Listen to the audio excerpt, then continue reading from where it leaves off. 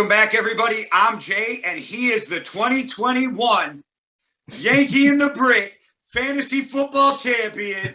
Maddie, that's you. You get to own that for a year. The Brits Bangers are the defending champs, and we'll be back to defend our title next season.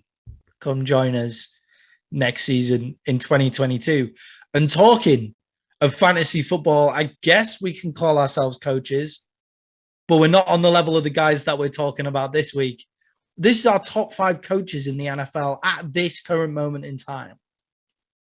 All right, Maddie, I don't even know if we're going to have, I'm sure there's a couple guys that are universal we'll have, but I'm interested to see, because I was going through this and there was a lot of dudes, so I'm sure I'm going to get a lot of clap back for this one, let's say. But I'll start with my number 5. My number 5 is a team that is a freaking dumpster fire, but it is still Motor City, Dan Campbell, number 5. That culture is turning around in Detroit. I think he's balling. I know I shit on him at the beginning of the year, but I'm very impressed with, even in their losses, I'm impressed with them at times because they're playing above their talent level. Okay. I think we might have done this a bit differently, but I do not hate where you're going with this. Okay. I like it a lot. Right. I think, what we've got here is the coaches that are having the best season. Well, I've gone for who I want to coach my football team. Okay. Dan Campbell. I fucking love that dude. Dan Campbell is having a great time in Detroit, and I'm not sure he's the biggest X's and O's guy. But I like the way you did it too, and it gives 2 perspectives 2 different ways, so everybody's a winner. Yeah, I'm not sure he's the biggest X's and O's guy, but that fucker gets me pumped up for the Lions. And that offense looked better since he started calling plays, and I'm like, when the hell is a tight end going to call plays? But he did. Yeah, and Sir Alex Ferguson, I don't know whether you've heard of him before. British people who watch this, and anywhere else in the world but America, basically, if you will have heard of Sir Alex Ferguson, he's Manchester United's manager who took them to 20 Premier Leagues, won Champions Leagues with them, European Cups, greatest football, soccer football manager of all time. And he was more of a man manager than an X's and O's kind of guy. And it's more about getting to your team and getting the best out of your player individual rather than X's and O's, biggest game plan, because their game plan was, we're faster and we're better than you. So that's how we're going to play. I think Dan Campbell has that kind of man management style. And Sir Alex Ferguson used to have this thing called the hairdryer treatment, and he did it to David Beckham. And David Beckham and Sir Alex Ferguson ended up chucking a football boot at David Beckham. And what it was he turned on the hairdryer in the dressing room and screamed so loud that you could hear it over the top of the hairdryer in the dressing room. And I feel like Dan Campbell definitely does that shit as well. At number 5, I have the New Orleans Saints coach, Sean Payton. Offensive genius, rumored to be going to the Dallas Cowboys a couple of times, and I would have loved to see it happen. A fantastic coach, and I don't think people can argue with his credentials a lot of the time. Apart from after he got that curse on him. You guys cursed him. Well, Sean Payton and Mike Zimmer were your coordinators for Super Bowl runs, and so they've both been rumored there a couple times. I think if Peyton ever left, that's where he would go, but I don't see him leaving the Saints anytime soon. But I bet you'd give McCarthy up for him in a heartbeat, wouldn't you? Yeah, McCarthy. If we were doing our top 5 head coaches, I think McCarthy could be towards the bottom of that list. Well, I like Sean Payton. He didn't even make my list, but I like him. But I was going a lot of who's doing the best this year. The Saints are kind of dumpster firing. I would say he's not having, I wouldn't say that's particularly his fault, but the amount of control he has in the Saints organization, I guess, their cap issues are what's really causing them some trouble this year. His trust of Taysom Hill. So I understand why he could be to blame a bit for this year, but at the same time, Sean Payton's a fantastic head coach. Who have you got at number 4? Andy Reid. Holy shit. And number 4, Andy Reid. I think that's a perfect spot for Andy Reid, don't you? I think, because the dude has so much talent on his team, and that's why he wins. But there's other coaches who have so much talent on their team, and they don't win either. And he helped turn around a season that looked like it was going to be a stinker for a minute. So, yeah. Andy Reid is a fantastic offensive coordinator, good man manager, not as The top three guys I've got above them are kind of like just the cream of the crop in terms of like savants of the game. And Andy Reid is towards that level, but I think he's just like he's got other shit going on as well, Andy Reid. Like he doesn't live, breathe football like the three guys that I've got above him. So it's like I don't know how you guys do a degree, but we get a first in your degree if you're incredible, and then you get a 2-1, which is what I got if you're really, really good. But to get a first in history, you live in the fucking library, man. Whereas if you get a 2-1, you're really good at history. It's just you have other shit going on as well. You don't just read history books 24/7. And I feel like Andy Reid is a 2-1 when it comes to coaching. Well, at number 3, the one I am going to probably get the most cross-eyed looks for, I got Green Bay's own Matt LaFleur, and a lot of it is I love his offense, but I think he does a great job with the personality he had to deal with walking in that locker room with Aaron Rodgers. You're younger than Aaron Rodgers. The rumors come out that he was told not to be the problem, and that him and Aaron Rodgers seem to have a wonderful relationship. So on top of the X's and O's, which I know when you have great players, you like you said with Andy Reid, you can win. But also LaFleur's the most winning coach in his first 3 years in NFL history. Yeah, they've gone to 2 NFC championship games, and you wouldn't be surprised if they went to another. I think it's really difficult to say that Matt LaFleur isn't a fantastic coach, and he's got a fantastic career to come, and he comes from that. He comes from that tree with Sean McVay as well, where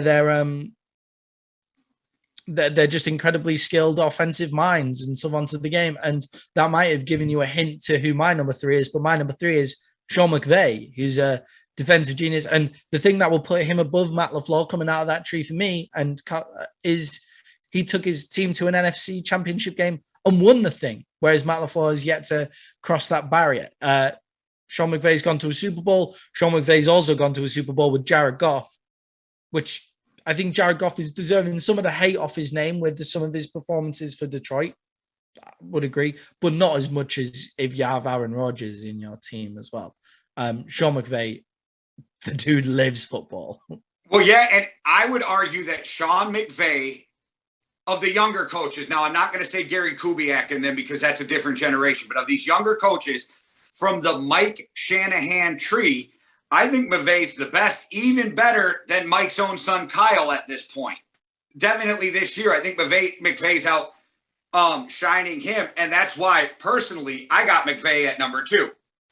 Yeah, and I just think there's just something about Sean McVay as well. Like he's just all energy all the time, where he's just kind of like, yeah, and he's just ridiculous. The fact he was calling plays into Jared Goff, like if he had the talent to be a quarterback, like you feel like he's that kind of guy where he's like, well, I didn't have the talent to be an American football player, so the dude decided early that I'm going to be the best coach in the world because he's clearly got a fantastic offensive mind. Like I would kill for him to be my quarterback if he had like imagine if you took Justin Herbert and inserted Sean McVay's mind, like that would be incredible. Yeah, I don't know how tall McVay is, but he looks like he's 5'3" next to those other players. Yeah. So yeah. There was a really, really cool thing that Chris Sims did in the offseason, and it was like a list of who would win, like in a fight, like where it's the quarterback and the coach, they go to fight together of all 32 teams in like some sort of battle royale. And I think like what they were saying is McVay would basically just drag Goff behind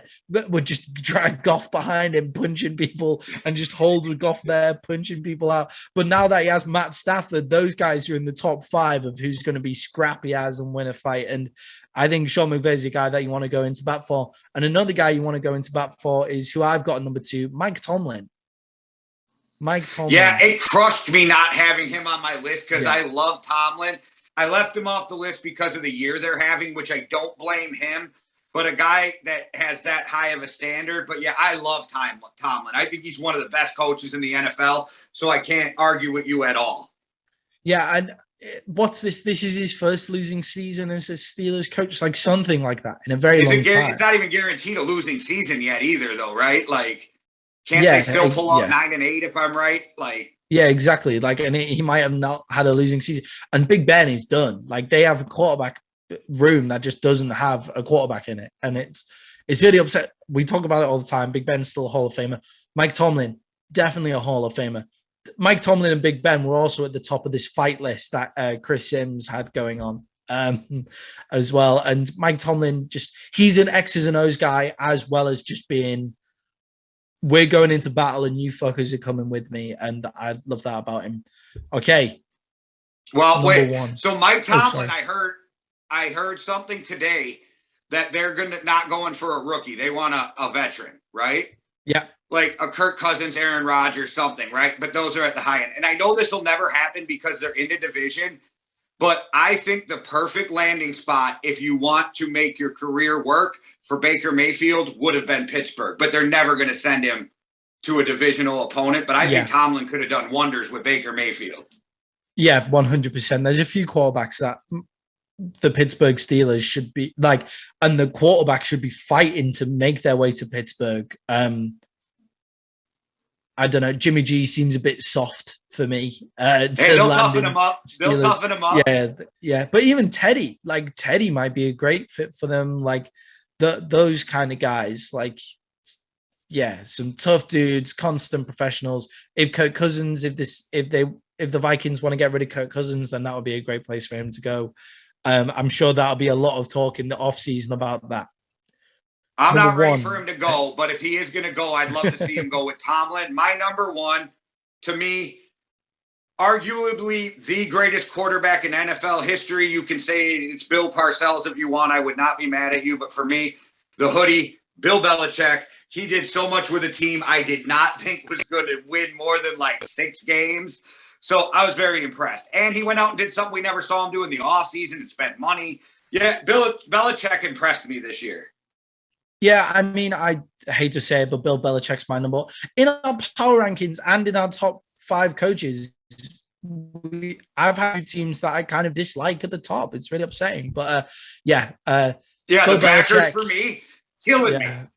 Yeah, but Bill Belichick, I'm not big on the win at all costs kind of mantra, that kind of thing. But if you win however many Super Bowls the New England Patriots have won since they've got there, he's taken a organization from complete obscurity to probably one of the greatest organizations of all time in the space of 20 years. It's never been done before. I'm sure they're almost on the road to changing the name of the Lombardi Trophy to the Belichick Trophy if he wins many more. They can't do that because of the amount of times the fucker cheats. But anyway, it's win at all costs. And he's the best at winning at all costs. And the coach is hired to win. And the dude wins. And that's all that really needs to be said. The whole thing about Tom Brady or Belichick. Yeah. And he's the GM, which is a double job. It makes it more impressive of what he can do. And I don't know. He's not a guy I want to hang out with. Tomlin's a guy I want to hang out with, right? Yeah. But if I own a team, I don't, as a player, I probably don't want to play for Belichick either because you hear he's an asshole. But as an owner, that's the guy I want running my team because as the owner, I want championships. So it's just crazy because I don't think he's a good dude. He doesn't strike me as the nicest guy. Yeah. And what's weird is that nobody from his tree has really made it big. Like Brian Flores is starting to do wonders. Him and Vrabel. That's it. Yeah, Vrabel. Yeah, Vrabel also honorable mention to Mike Vrabel for a guy who could have gone on to this top 5 coaching list, 100% in the top 10. But him and Vrabel are probably the 2 only guys that are doing anything. And it just shows that will Bill work out of New England? If he work out of New England, I'm not entirely sure either. I just think they've kind of created the perfect storm. And just with him being in total control and the Kraft family being willing to step back, then I think that's the perfect spot for him and he's doing wonders and it's never happened before. And I think sometimes you just have to bow down to a genius, no matter how evil you think he is as well. You can be an evil genius. And just remember the Browns fired him. That's all I'm saying. I don't think he would I don't think he would have turned it around in Cleveland. It doesn't matter. It's just another thing to pile on the Browns being the Browns. Yeah. A shout out to another guy who could have been a top 5 coach as well, Kevin Stefanski. Browns, if you're thinking of sacking that dude, then come on. It's not his fault. Yeah, well, This is what I'll say. If the Vikings fire Zimmer, come on and fire Stefanski. We'll trade you. The Vikings will trade Zimmer for Stefanski 100%. Well, I thought we might be way more off than this, and we even took a different approach, and it was still, I mean, 3 out of the 5 are we have the same guys, which ain't bad at all. I figured even taking a different approach. I just think that some coaches are just impossible to leave off the list. Yeah. Belichick, Reed, McVay. I think they're the guys who are impossible to to leave off the list. And Tomlin, if it wasn't for this season as well. and last year it would have been totally different because Kyle Shanahan would have probably been on this list. It would have been a whole different. Bruce Arians would have probably been on this list last year. You know what I mean? I don't know. I don't know whether I would ever put Bruce Arians on this list, just for the same reason that Andy Reid isn't the top of the list. The guy has Bruce Arians, though, where I would give him credit last year is he stepped away from his own offense and developed a new one around everybody, and that's where I would have gave him some more credit. But I get what you're saying too. I think he's a manager, not a coach, is how I look at it. Like, if you go, I mean, like he's able to kind of. So we have different things we have managers and we have coaches and head coaches, and they've all got different jobs. But a manager is a guy who just kind of like sits there. It's like kind of what Mike McCarthy's doing. And he sits there and he lets everybody else get on with their job and just puts them in the right spot. And I think that's what Arians is better at than the other coaches. That's what Tomlin does too. Yeah, but Tomlin's also a defensive guy. Like, Tomlin's defense is the thing that kind of but he's never called the defense in Pittsburgh, so it's that same. But yeah, I get what. As we digress. Well, all right, guys, that was for me. Out of all the top 5s we done, that was probably the most tricky for me. I still think the wide receiver one is the hardest in the NFL at the minute. There's so many incredible wide receivers that it's really difficult. Well, we got to do a cornerback one because that is the hot discussion on the internet lately. Who is the top corner right now? And I think that's one we should do because I think there's a lot of great discussion with some of the young corners in the NFL. Yeah, and I'll have to watch some cornerback tape to get that one. So I'm really good with the offensive guys. The defensive guys I'd work really hard on. That's probably where I get the most right in the defense because I have to work so hard to understand them. But yeah, thank you very much, guys. And if you like this video, like whatever thing that you're watching on, drop a comment beneath, share it with some people. That's always fun. Also, go check us out on Apple Podcasts, Spotify Podcasts, YouTube, Facebook, Twitter, Instagram, all of that kind of stuff. You can't get away from us. Yeah, we'll always be there. Thank you very much for listening, guys. Really appreciate it. All right, guys. One world, one love. Deuces. Cheerio.